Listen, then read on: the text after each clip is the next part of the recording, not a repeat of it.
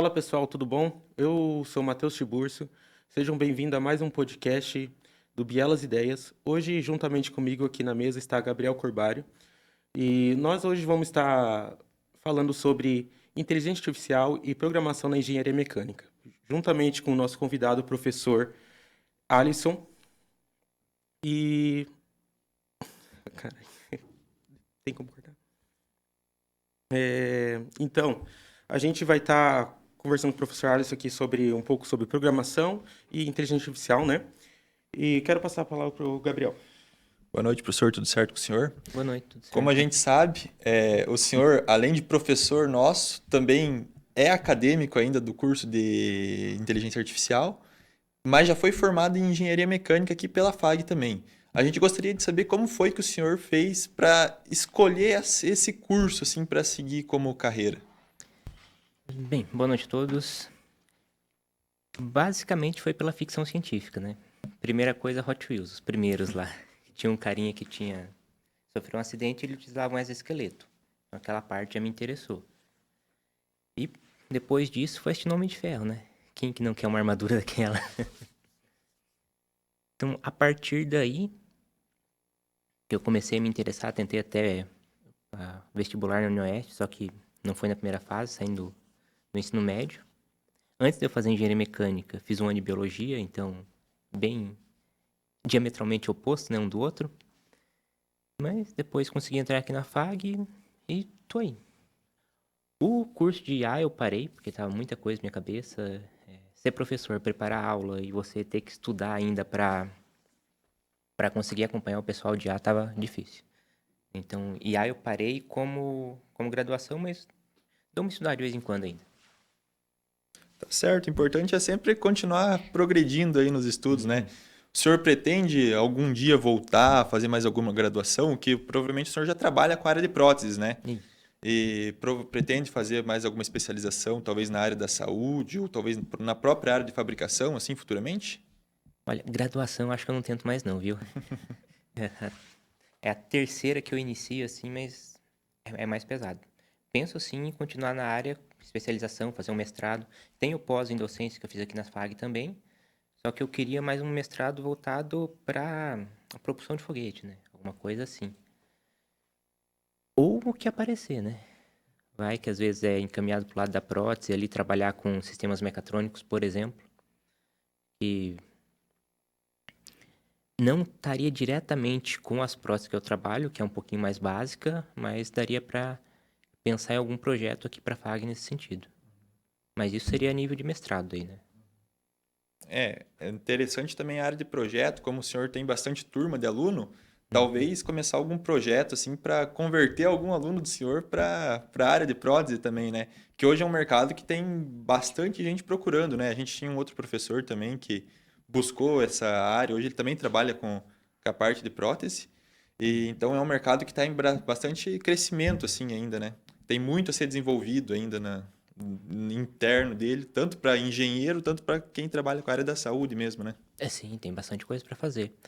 Até porque, querendo ou não, prótese é muito caro. Então, você vai pegar aí uma mão, que eles chamam de mão biônica, por exemplo. Você vai pagar por baixo para você comprar ela como empresa uns 90, 100 mil reais. Mais o programa, mais a mão de obra, então para o cliente final fica bem carinho. É caro é relativo, né? Mas ainda assim não é acessível a todo mundo. Hoje nesse mercado, assim, ele busca mais a expansão ou a própria, assim, vamos dizer, venda para o consumidor final? Como o senhor disse, já é um produto mais caro. Se for vender para todo mundo, assim, talvez colocar em algum sistema de saúde, assim como o SUS, acaba que fica um custo bem elevado. Então, o senhor acredita que seja um mercado ainda que esteja buscando mais uma maneira de baratear a produção, assim? Ou já seria esse o produto final, não tem muito da onde progredir para ser um produto mais acessível para o mercado? Olha, aqui no Brasil, que realmente quem produz prótese mesmo, tirando o pessoal que importa, você tem duas empresas. E daí tem uma que faz importação da China. Assim, é um produto muito nichado. Então, se é nichado, vai ser caro, indiferente da quantidade de pessoas que tem. O SUS, ele entrega prótese do nível mais básico ali, que dá uma autonomia para o paciente, mas não que atenda todas as necessidades dele. mas ainda assim já faz ele andar, faz ele ter uma vida melhor do que quando está amputado e está sem nenhum auxílio. O que dá para colocar prótese com mais tecnologia, né? Entre aspas, assim, porque tecnologia é relativa. Um garfo é uma tecnologia, uma roda. Mas hoje em dia a gente está mais como coisas eletrônicas, né? Mas o INSS, a partir do momento em que você contribui com ele, se você sofre algum acidente, você consegue a reabilitação e pegar uma prótese melhor, mais adaptada ao seu nível de mobilidade. Daí você consegue pelo INSS. Bacana, bacana. E a parte de gostar, assim, ou querer iniciar na parte de ser professor, de ensinar aos outros o que você aprendeu, como que surgiu essa parte aí? Cara, não vou dizer que é vocação, porque não foi assim que aconteceu. Aí é muito... Mas assim, surgiu a oportunidade, eu tava ali e falei, bora tentar, né? Vamos ver o que acontece. E, pô, tá sendo legal. Eu fiquei naquela dualidade, né? Eu era aluno e ao mesmo tempo sendo professor. Então você começa a ter uma visão diferente lá dentro. Então, como aluno, eu tentei buscar dar aula da forma como eu gostaria de receber. Então, tentar colocar coisas mais práticas. Só que também, como aluno, eu tinha uma outra visão sobre o professor, porque eu também, na sexta e na quinta, eu tô na posição deles. Mas, assim, foi bem diferente do que eu esperava. Eu achei que seria... Não que não foi difícil. É difícil você estar ali e você conseguir transmitir o conhecimento pro aluno. Por mais que eu aprendi mais programação para dar aula do que na graduação inteira que eu fiz, tanto de engenharia quanto de IA. Então, a hora que você senta ali, você tem que explicar o porquê que você usa um for e não um while é um pouquinho mais complicado. E legal. Professor, tipo assim, igual você falou que você dá aula de programação, né? Você sempre está ali dos dois lados, né? Com professor como aluno também. Na engenharia mecânica, que área da programação você acha que seria essencial para um engenheiro mecânico? Olha, o que mais vai usar, até porque eu estou buscando ou um mestrado na parte de propulsão mesmo, de turbinas, essas coisas, ou tentar relacionar alguma coisa com programação e com IA. O que eu consegui ver foi na parte de mecânica dos sólidos ali computacional, que daí você faz análise numérica, é, tanto em relação à vibração quanto propagação de trincas, você também pega na parte termodinâmica, então a programação seria mais uma ferramenta mesmo. A partir do momento em que você consegue fazer um modelo matemático, não sei se vocês já tiveram métodos numéricos, alguma coisa assim que vocês vão aplicar lá os métodos de Newton, de Repson. Ainda não Ainda não, chegamos a ter não uma tivemos matéria essa Então, parte. relacionada. possivelmente é para ser algum desses semestres que está por vir aí, já é perto. Você vai fazer tudo na mão. Então, é basicamente uma calculadora um pouquinho com maior liberdade para engenharia. Mas... E vai ser algoritmo já que... Algoritmos, no caso, né? São processos ali que vocês já vão pegar o professor orientador, por exemplo, e vão trabalhar em cima daquilo. Uma melhoria, uma otimização daquele sistema, tanto para aumentar a precisão, quanto para você ter uma redução de custo computacional. Então, no caso, seria mais ferramenta, a programação seria mais uma ferramenta para facilitar o dia a dia do engenheiro. Isso aí, Uhum. mesma ferramenta. É claro, se você, por exemplo, você pega um SolidWorks, um ANSYS, que ele trabalha como... Você faz uma simulação ali estrutural. Não sei se você já mexeram com SolidWorks ou algum Sim, vídeo. sim. Quando você faz a simulação, você aplica algum método numérico, por exemplo, elementos finitos. E ali o computador está rodando um script lá atrás, um algoritmo para calcular aqueles polígonos ali para você ter um resultado, não diria preciso, mas para você ter aquele cálculo ali mais pautado na realidade. Você já entra nessa parte. E dentro daquela parte de custo operacional. Quanto mais detalhado é o seu cálculo numa simulação, maior vai ser o tempo de espera, ou você vai precisar de um computador com maior capacidade de processamento para você reduzir o tempo. Entendi. E foi durante a faculdade de engenharia mesmo que o senhor viu que seria programação que o senhor seguiria, assim, como carreira, assim, além das próteses, seria na programação que o senhor daria aula, assim, ou foi em algum outro momento que o senhor viu a importância da programação? Então, o primeiro contato que eu tive com programação foi lá por 2010, talvez, fazendo curso técnico de web... curso técnico não, um curso de web design. Daí a gente, para subir as páginas lá em HTML, não lembro como que faz isso. Faz o quê? 12, 13 anos, então não vou lembrar. Na parte de biologia, quando eu comecei a fazer, tinha a parte de bioestatística que você também utilizava um pouquinho de programação, só que eu só cheguei a ver alguns vídeos, nunca cheguei a realmente programar. Fiz as aulas que naquela época eram 2 matérias de programação, então dois semestres. Naquele tempo, cara, eu só ia lá só pra fazer o if else e voltar, porque eu não entendia nada, sinceramente. E quando eu entrei aqui, não, depois passou um tempo, eu fui apresentar um projeto no CCI, que era a otimização de uma coluna para você ter o menor custo de material, então a menor massa possível, que resistia a uma carga excêntrica. E daí foi a primeira vez que eu utilizei o MATLAB. Ele é um software baseado em linguagem C, C++. Então você, é claro, a gente pegou o script já pronto de um livro de otimização que tinha e a gente aplicou aquilo em uma prótese. Quando... Vamos pegar ali uma prótese, antes de eu falar aqui, senão o pessoal acaba achando que é aquelas próteses internas. Mas a prótese para amputação, então, é uma prótese que vai ser externa ao paciente. Você tem o pé, você tem um tubo ali que seria a... Vamos falar aqui no português mesmo, a canela da pessoa, que ele faz a parte da perna. E daí você tem um encaixe que vai... O coto e o encaixe ele vai vestir no coto e vai fixar a prótese ali. Tanto para ter o apoio, quanto para não deixar ela cair. Então, aquele tubo, ele é um tubo de alumínio ali, deve ter uns 3 milímetros de espessura a parede. E quando eu fiz... não, foi um grupo lá, quando nós fizemos essa parte de aplicar a otimização de uma coluna, a parte de algoritmo, a ideia era fazer aquilo com uma prótese, porque quando você está andando ali, você não tem uma carga centrada exatamente no centro daquele círculo. Ela é excêntrica, é fora do círculo, do centro da peça. Então, a partir dali, foi a primeira vez que eu vi a aplicação de programação na engenharia. Então, querendo ou não, muita parte lá do que eu aprendi de programação também foi igual eu passei para vocês. Então, coisas mais genéricas para ficar mais fácil, até porque foi no segundo, terceiro período, certo? Eu dei aula para vocês. Então, se você pega ali e vai para uma matéria um pouquinho mais avançada, é complicado porque vocês não têm aquele conhecimento. Então, viu lá que nas provas eu tentei trazer um pouquinho mais para Pro dia a dia nosso. pro dia a dia, só que eu já dei tudo mastigado para vocês. Então, dei o cálculo que era preciso, o que eu queria que vocês fizessem. Então, para vocês ver a aplicação daquilo já em um projeto prático. E tipo assim, igual no seu decorrer da sua faculdade, eu acredito que você não teve muito a IA como ajudando, né? Conta do tempo que você fez, né? E hoje em dia, você acha que a inteligência artificial ajuda bastante com os alunos e até na sua profissão mesmo? Olha, como ferramenta é excelente, Uhum, mas vai daquela coisa de como usar. certo. Por exemplo, enquanto aluno na IA, eu Uhum, utilizei muito o ChatGPT para fazer código. certo. Só que daí chegou uma hora assim que eu falei, cara, o que eu tô fazendo?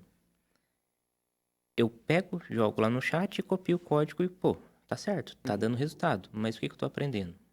Então, daí eu comecei a mudar a visão. Comecei a trabalhar com o chat mais como um tutor para me ensinar. Então, tá, eu pegava lá, começava a escrever o código.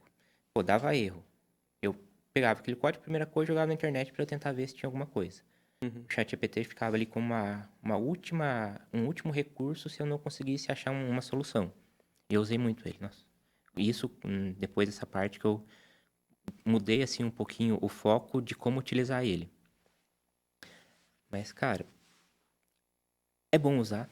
Uso mais do que eu gostaria e menos do que eu deveria. Mas, assim como qualquer ferramenta, cara, você tem que utilizar ali sabendo o que você está fazendo. Por exemplo, quando lançou, eu estava querendo fazer uma definição do que era a umidade relativa e a umidade absoluta, que vocês vão ver isso em refrigeração, possivelmente. Ele começou a falar lá que ele utilizou o termo umidade absoluta e trouxe como 0 Kelvin. É claro, foi lá no começo, quando ele foi lançado, então ia ter bastante erro. Naquele momento, assim, eu falei, não vai dar certo, nunca mais mexi. Fui mexer aí, tem um ano e meio que eu tô mexendo mais com ele. Mas, sim, no meu dia a dia, quando eu preciso fazer alguma automação nas planilhas que eu uso no meu serviço.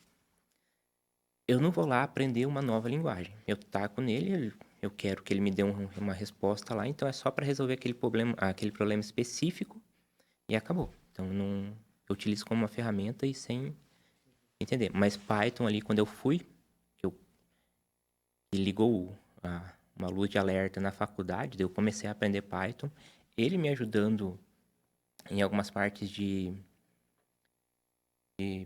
lógica ali por trás e escrevendo junto. Entendi.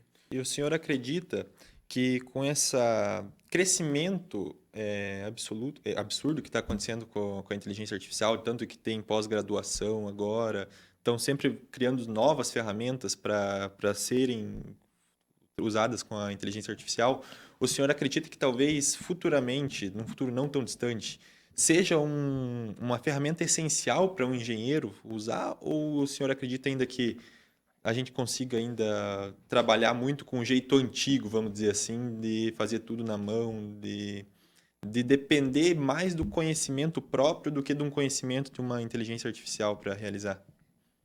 Né? Aí, focando no chat GPT, por exemplo, ele sempre vai te dar uma resposta. Agora, se você pega ali vamos falar de modelo de língua, LLM, Large Language Model. Então, é um modelo de grande linguagem. Ou modelo de linguagem grande, não sei qual que é o termo correto. Se você pega ali o Llama, por exemplo, que é o da Meta, a gente tem ChatGPT, tem o Gemini, tem o Claude, tem o Mistral, tem o Perplexity, que é muito bom para pesquisa, assim, ele te dá as fontes bem certinho. Então, são todos modelos de linguagem que vai te dar alguma resposta independente Independente não, seguindo a pergunta que você faz. Mas se, por exemplo, você pega um algoritmo desse que é aberto, o Llama, por exemplo. Você tem ali, você baixa e instala no seu computador, dependendo do computador que você tem. Eu baixei no meu para testar, a gente ia mexer com o chatbot. Ele tinha ali 30 bilhões de parâmetros, era quase 40 gigas. Então, era isso e mais rodando na minha GPU ali. Se você tem um computador bom, dá para você baixar uma linguagem mais potente, por exemplo. Só que naquela época que eu baixei, quando você pegava um modelo com menos parâmetros, que era aí seus 7 bilhões, ele cometia algum erro na escrita. Só que vamos partir assim, igual você perguntou, uma aplicação mais prática. Pega esse Llama, um modelo que já é bom, e você faz o fine tuning dele. Você vai o quê? Você vai melhorar aquele algoritmo que já existe. Você vai colocar, por exemplo, acho que é a NBR 8800, que trabalha com estruturas metálicas, alguma coisa assim, é 8000 e alguma coisa, não lembro certinho. Você pega aquele modelo, que ele já te dá uma resposta ali um pouquinho mais próximo do que você precisa, e você treina ele com dados técnicos, então ele se torna uma excelente ferramenta de consulta depois. Não sei até que ponto ele seria capaz de fazer um dimensionamento correto de um galpão metálico, por exemplo. Mas ali, para você fazer uma pesquisa rápida e treinando aquilo, talvez ele te dê algo que você só precisa de uma revisão posteriormente. Claro, você precisaria de um conhecimento prévio sobre esse tema. Então aí vocês vão ter estruturas metálicas mais oitavo, nono período, alguma coisa assim, ou décimo, é bem no finalzinho da faculdade. Então, você pode fazer tudo no software, ele vai te dar a resposta. Só que se você não sabe trabalhar com o software, não sabe os conceitos principais ou fundamentais ali da engenharia, como uma coluna, que tipo de carga ela está recebendo? Ela vai estar sujeita a que tipo de tensão? Compressão, tração, cisalhamento? Se você não tem esse conhecimento, você vai utilizar a ferramenta e o que ela dizer para você, você vai aceitar. Então, vai ser excelente. Se pegar duas pessoas com o mesmo nível de conhecimento e uma está utilizando uma ferramenta que otimiza o tempo dela, ela vai ser melhor do que a outra. Nesse ponto. Entendi. E tipo assim, igual você falou ali, ela ajuda, né? Mas você não pode usar ela como se fosse um encosto, né? Isso aí. Senão você acaba ficando dependente dela, né? Teve algum projeto na sua vida ali, no seu serviço, da prótese, que você precisou dela e você viu ali que talvez sem ela você não conseguiria fazer? Olha, nesse ponto, não seria trabalhando com prótese em si, mas seria com a automação das planilhas que eu te falei antes. Então, sem ela, eu não teria automatizado do jeito que eu fiz. Entendi. Talvez hoje, se eu pegar ali e utilizar o Python para fazer isso, eu consigo fazer essa automação. Mas lá eu fiz o quê? Consegui gerar essas planilhas em talvez aí 8 horas, pegando assim uma particionado ali durante quando estava trabalhando. Se eu não tivesse feito isso, eu teria o quê? Que aprender, eu acho que era Java, que é um pouquinho mais chato a linguagem ali, mas também é uma excelente ferramenta. Eu ia ter que ter aquele período de aprendizado para eu conseguir fazer uma aplicação dela. Então, com a IA mesmo, eu já apliquei ali e foi, e resolveu o problema.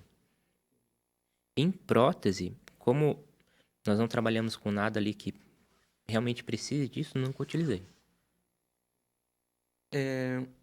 Ali, na sua parte de prótese, você fez um seu TCC sobre a prótese, né? Isso. E você utilizou muito a parte de programação ali para fazer, tipo, como eu posso dizer, fugiu agora da cabeça o nome.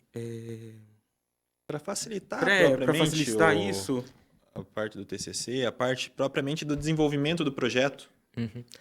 Inicialmente a ideia do TCC era fazer uma mão, que daí sim eu ia ter que utilizar uma programação ali que realmente eu teria que programar a prótese do jeito que eu queria.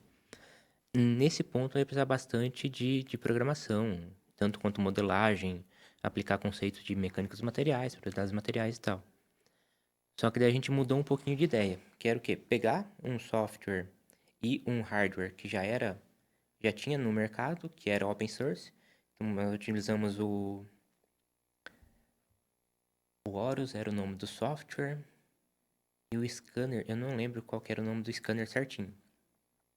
Mas ele era um scanner, já tinha vários TCCs utilizando ele. Qual que era a ideia? Você pegar o coto do paciente, fazer um escaneamento ali e ver qual que era a precisão desse escaneamento e se ele, escaneando a mesma coisa várias vezes, ele ia manter uma certa acurácia ali. Então, se fosse reprodutivo. Então, eu vou pegar esse microfone aqui, vou escanear ele e a partir desse momento, qual que é a divergência das medidas? Então, eu não utilizei programação em si, mas quando você vai instalar o software, fazer o upload, você tem que ver todo o código lá. Então, tive que alterar algumas portas do Arduino, porque não era o mesmo. Então, eu tive que fazer algumas alterações assim, mas foi bem específico, que era bem fácil de fazer. O código ali passava das 1000 linhas, então eu dei uma olhada assim e falei, não vou nem tentar entender isso aqui, porque não vai dar tempo. Hoje, a rapaziada, principalmente da engenharia mecânica, está muito fascinada principalmente pela área automotiva. O senhor acredita que essa parte de programação, ou tanto inteligência artificial, teria algum uso muito específico, assim, que daria para tirar muitos bons frutos, assim, ganhar bastante dinheiro na área dessas duas áreas, hein? Olha, por simulação computacional, possivelmente para gerar alguma peça seria interessante. Mas nessa parte automotiva, vamos pensar da seguinte forma: quero produzir alguma peça específica. Você pode utilizar, não seria uma programação em si, mas utilizar a ferramenta mais sofisticada, um scanner para você ter aquilo lá, fazer um modelo, você analisar aquele modelo em um software de simulação, ver se a hora que passar ali, por exemplo, vamos pegar. Cara, que parte que seria interessante aí? Porque assim, de automotivo eu sou péssimo. Eu não entendo muito. Mas, por exemplo, carburador, será que seria? Não. Alguma peça assim de carro antigo que está em falta, por exemplo. certo? Alguma coisa assim. E você vai trabalhar com algum sistema que está com pressão ali dentro. Ah, tá. Você conseguiu escanear. Por exemplo, você utilizou um scanner ou você mesmo pegou e desenhou a peça no SolidWorks, sem paramétrico mesmo. A partir dali, você fez os cálculos ali e não, a espessura mínima é essa, beleza. Vamos colocar ali e simular ele no SolidWorks mesmo. Você faz a simulação. Eu vi que uma região daquela simulação está com uma concentração de tensão excessiva. Então, você vai ter lá um gradiente entre vermelho e verde. Quando está vermelho é porque tá uma tensão um pouco mais crítica ali. Então, você vai retrabalhar aquela peça para você melhorar essa parte. Você vai estar utilizando ali, por exemplo, um método de elementos finitos, que é um algoritmo ali de programação. Você aplica ele como algoritmo. Então, você vai estar utilizando essa parte de programação para melhorar aquela peça. Por exemplo, ou então você tem uma região dessa mesma peça que ela está superdimensionada. Então, você vai reduzir alguma coisa. Pela simulação, você consegue ver isso. E você vai girando a peça e vai ter todas as demarcações ali. Então, poderia ser uma opção. De área automotiva eu também não sou dos mais fortes. Mas falando agora de uma área assim que eu me interesso, que é a área da refrigeração. Hoje, na verdade, a programação assim em si sempre teve presente em dimensionamento de placa, de eletrônica, de geladeira, mas hoje ela está muito mais presente assim em refrigeração industrial, ali para sistemas grandes hoje que precisam de um controle muito específico de temperatura, seja um balcão refrigerado de mercado, câmaras frias mesmo, que precisam ter uma temperatura muito certa, propriamente até na área de vacina ali, alguma coisa da saúde. O senhor acha que essa parte, assim, talvez se torne mais acessível, assim, no sentido de qualquer um futuramente talvez conseguir trabalhar com ela? Ou o senhor ainda acha que seja um mercado mais fechado, que não vai abrir muitas portas, assim, futuramente para, vamos dizer, qualquer um queira pegar e consiga mexer, assim, com esse tipo de projeto? O que entraria aí seria tanto a robustez do equipamento, por exemplo, uma sala, uma geladeira, um refrigerador ali que vai cuidar de vacina. Tem que ter uma temperatura muito certinha ali. Então, você pega uma refrigeração de um galpão, por exemplo, ou essa sala aqui. Você não precisa de algo tão específico. Claro, quanto melhor ali for o controle dessa temperatura, para a máquina ficar ligado menos, para ter uma maior eficiência energética, beleza. Mas assim, você teria que ver a nível de sensor. Qual que é a precisão desse sensor? Você teria que ter um sensor ali de qualidade, dependendo da sua aplicação. Pensa que, igual você citou frigorífico. Pensa que você coloca um sensor lá de Arduino, por exemplo. O Arduino é um excelente para prototipagem. Dá para fazer muita coisa até mesmo em casa, em automação residencial. Só que daí você vai colocar um sensor em um frigorífico, por exemplo. Se aquele sensor der problema por ele ser baratinho, você vai perder muito da sua mercadoria. Então você teria que... Qualquer um pode fazer? Talvez sim. Mas qual que seria a qualidade final disso? Na verdade, assim, usando um pouco do meu dia a dia como tentativa de ser técnico em refrigeração, né? Uhum. Eu precisei usar o Arduino para um projeto brincando, assim, que Uhum. não teve nenhum fim final.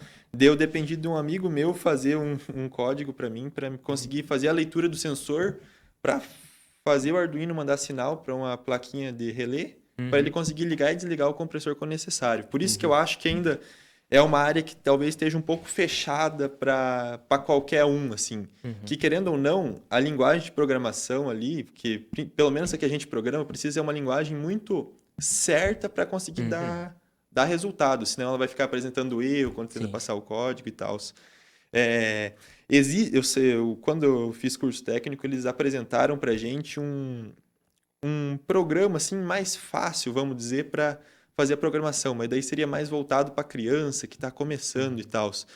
Talvez futuramente, em grande escala, para uma empresa grande, talvez não conseguiria fazer um programa que fosse eficiente, não só para as pessoas que estão aprendendo, mas para quem já é bem profissional na área conseguir aplicar no dia a dia, ou seria muito trabalhoso fazer isso? Com uma linguagem mais fácil, talvez mais fácil de programar.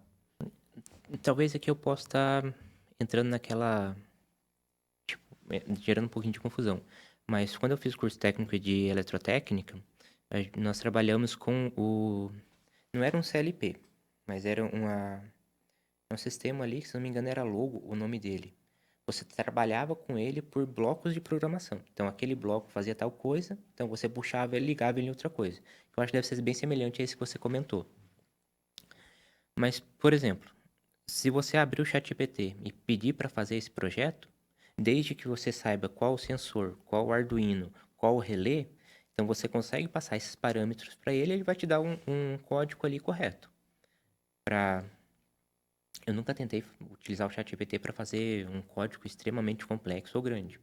Sempre era coisas pontuais ali que eu utilizava ele. Mas quanto mais informação, daí a gente. Eu tô focando bastante no ChatGPT porque é o que está mais conhecido. Uhum.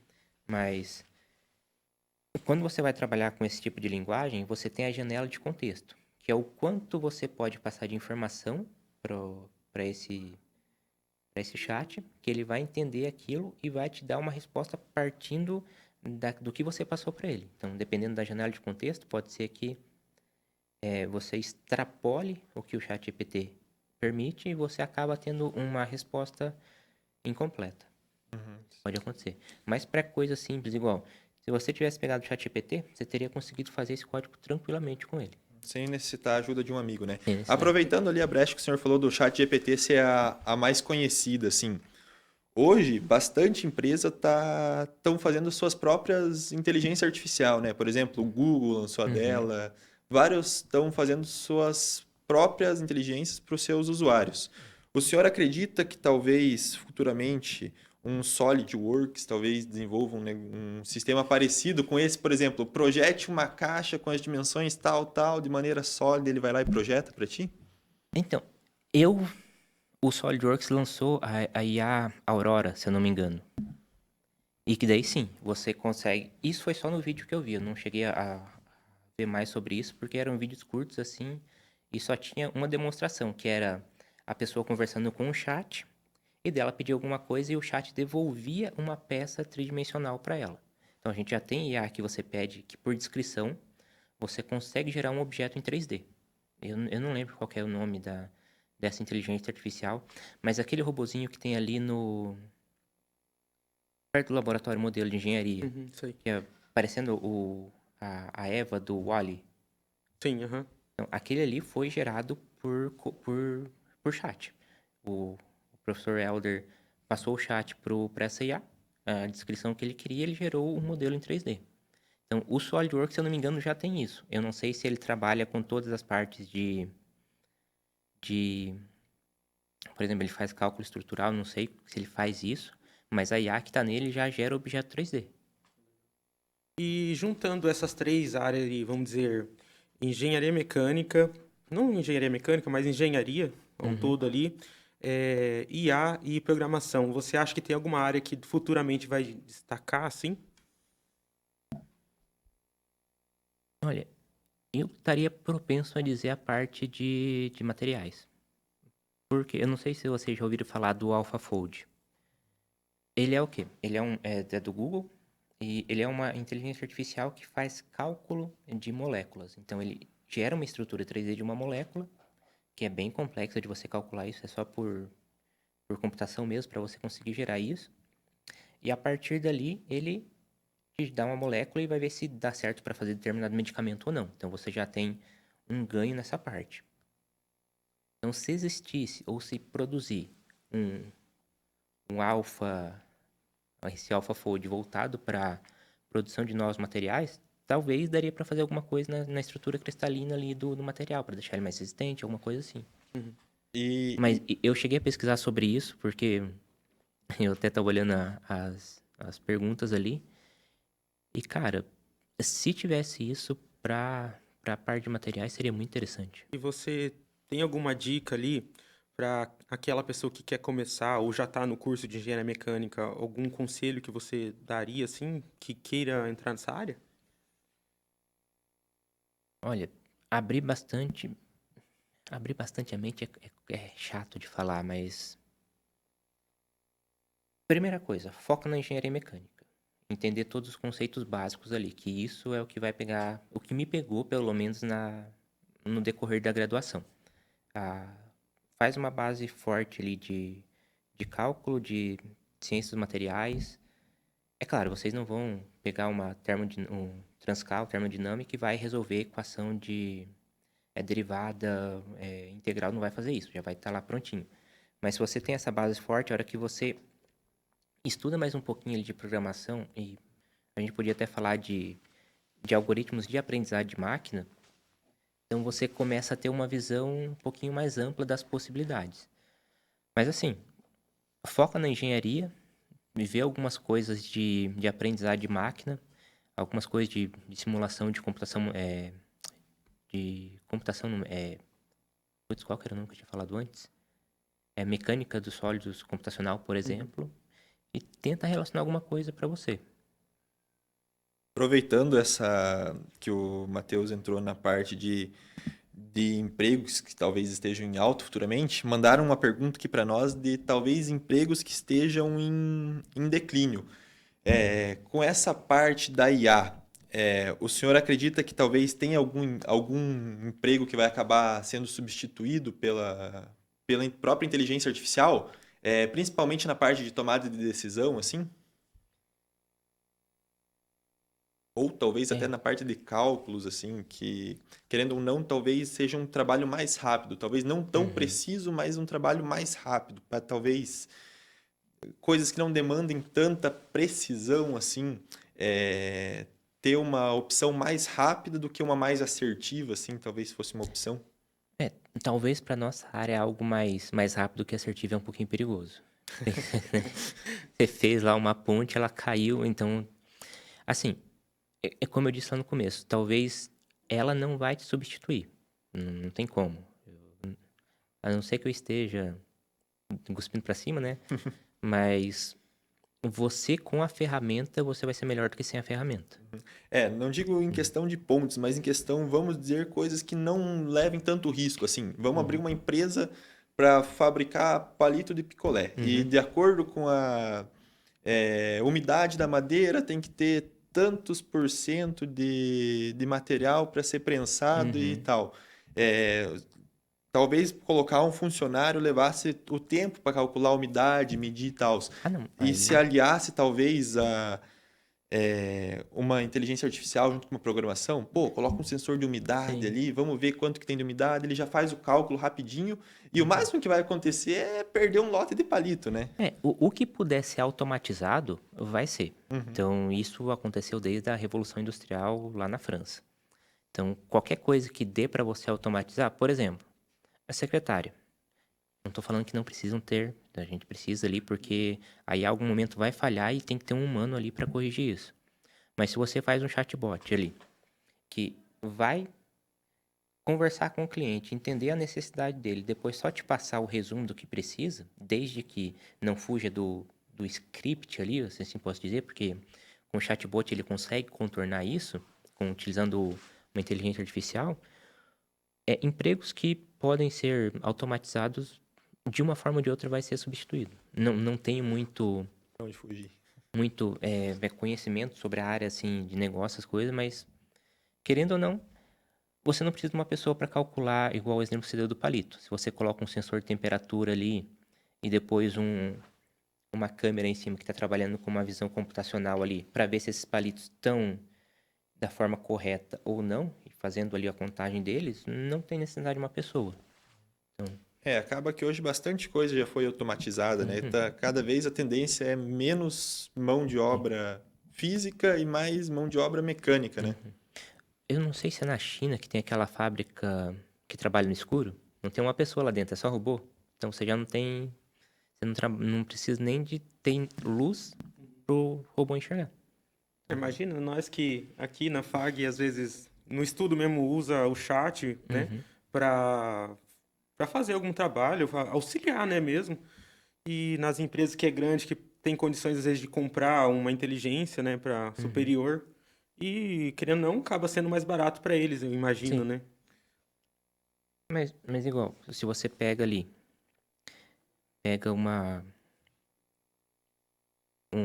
até mesmo você paga para alguma empresa, só que daí não sei quanto que custa. Mas se você pega um chat desse, que é gratuito, que você tem lá o código no GitHub, e você treina ele para fazer uma função específica, é claro, você fica ali em cima até ele dar as respostas que você quer. Treinando ele com dados mesmo dessa empresa. Ah, vamos fazer isso para vendas. Você treina com tudo a parte técnica que tem ali. Você só fica comandando a IA para ver se ela está dando a resposta correta. Uhum. Se tem alguma coisa que fugiu, você assume. Então, E falando sobre a quantidade de IA presente no mercado, qual foi a IA talvez mais precisa, que mais atendeu exatamente o que o senhor, senhor solicitou quando necessário? O ChatGPT a gente sabe que é uma IA, mesmo que apresente falhas, ela é Uhum. uma muito precisa, mas teria alguma mais precisa, assim, para trabalhar? Eu, hoje em dia, estou usando o Gemini. Gemini. Quando você sai de uma para outra, é muito esquisito. Porque, querendo ou não, eu utilizei bastante o ChatGPT, então ele já me conhecia. Na hora que o Gemini foi para me conhecer, deu uns enrolo. Então, eu quase voltei pro chat por causa de comodidade. Mas, assim, elas vão te atender, independente. E isso que a gente só está falando de IA generativa de texto, né? Se você pega ali a parte de.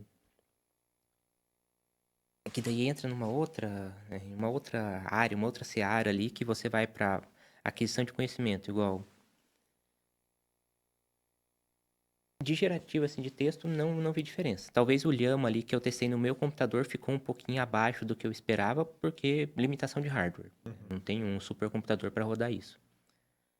Mas terão outras IAs que serão mais precisas dependendo do que você quer que ela faça. Então, se você vai fazer alguma análise de dados, por exemplo, eu não sei se já tem. Não, eu vi no mercado que tem sensor de vibração, que você coloca na máquina e ele envia esses dados para algum banco de dados. Mas se você tem ali um algoritmo que consegue analisar aqueles dados, esse algoritmo sendo treinado com dados de vibração, por exemplo, e tá vendo que aquela máquina tá vibrando um pouquinho acima da conta, pô, já é um alerta para você fazer um, uma manutenção preventiva, alguma coisa assim, fazer uma substituição da peça. O ChatGPT não vai fazer isso. Então, para cada função, pode ter alguma IA que seria melhor. E aproveitando esse gancho aí, de falar de automação, né, nas grandes empresas aí, o que você enxerga no futuro da engenharia mecânica? Como você acha que vai ser o futuro dela? Você acha que é perigoso a gente ser trocado, sei lá, por algum robô, alguma coisa assim? Ou você acha que não? Eu espero que não. Assim, dá para ir para uma utopia de que a IA vai trabalhar pra gente, Uhum, que a princípio é o que tá acontecendo, né? sim. Ou pode ir pra uma distopia, né? Ela vai dar uma rebelião das máquinas e vai acabar com tudo. Ou no final vai ser só mais uma ferramenta que a gente vai utilizar e vai precisar das mesmas, talvez não da mesma quantidade de pessoas, mas de pessoas que tenham conhecimento daquela área. É claro, por exemplo, você tem uma empresa que você tem 10 engenheiros, que você consegue pegar vários projetos, e você coloca ali alguma coisa, alguma ferramenta, uma inteligência artificial, algum aprendizado de máquina, um algoritmo de aprendizado de máquina, alguma coisa assim, que melhore a eficiência de cada um daqueles, você vai pegar mais serviço ou você vai reduzir o número de funcionários? Eu pegaria mais serviço, né? Então vai estar entrando mais dinheiro na conta do que você fazer um corte ali de funcionários. Então penso que você não vai ter, desde que o funcionário seja bom, certo? Você não vai jogar esse funcionário fora, você vai dar ferramenta para ele e vai conseguir mais faturamento para sua empresa. Pensaria dessa forma, mas daí vai de cada um, né? Uhum. E voltando para a parte do senhor como acadêmico de engenharia mecânica. Durante a faculdade ou após formado, assim, teve algum projeto na área que, tipo, seja um projeto que o senhor vai se lembrar para sempre, assim, um projeto que se destacou que o senhor realizou? Fora o do TCC do senhor, De que o dor senhor de já cabeça seria comentou. o TCC, mas, cara, algum projeto.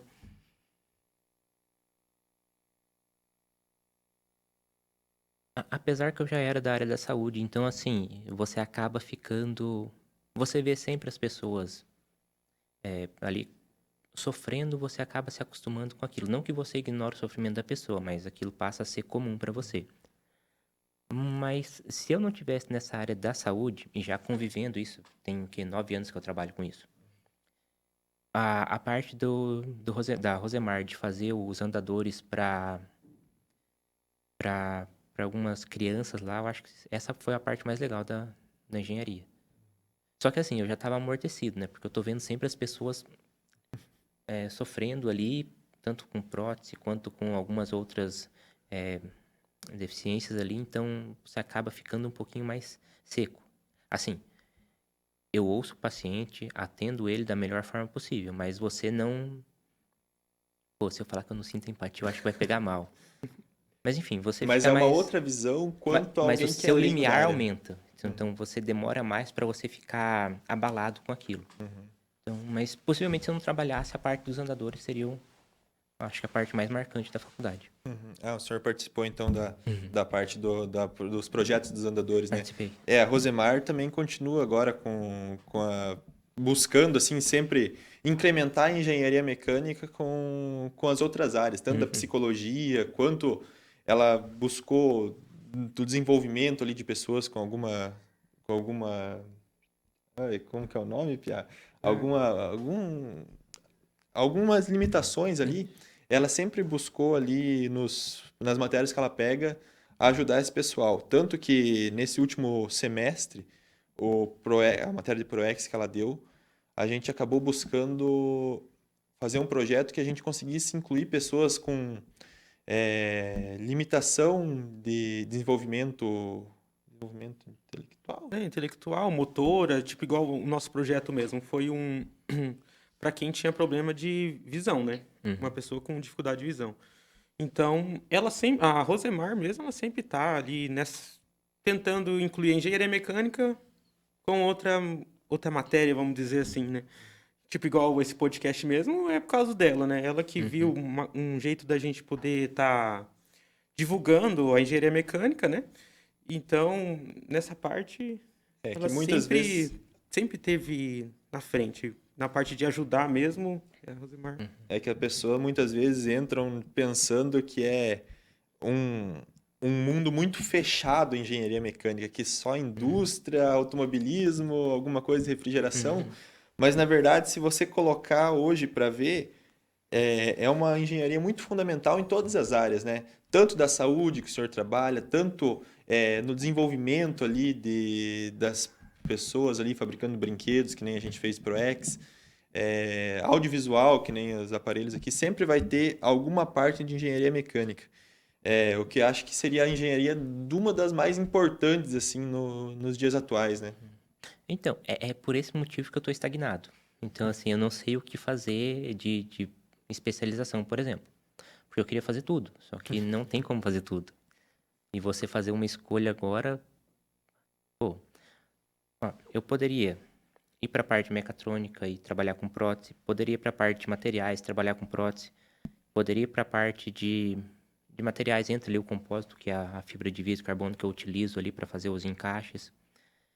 A parte de produtos para tentar fazer Porque a prótese que a gente faz é manual. Você pega o corpo do paciente, enfaixa com gesso, aquele mesmo que enfaixa o braço quando quebra, e vai lixando depois. É claro, tem algumas...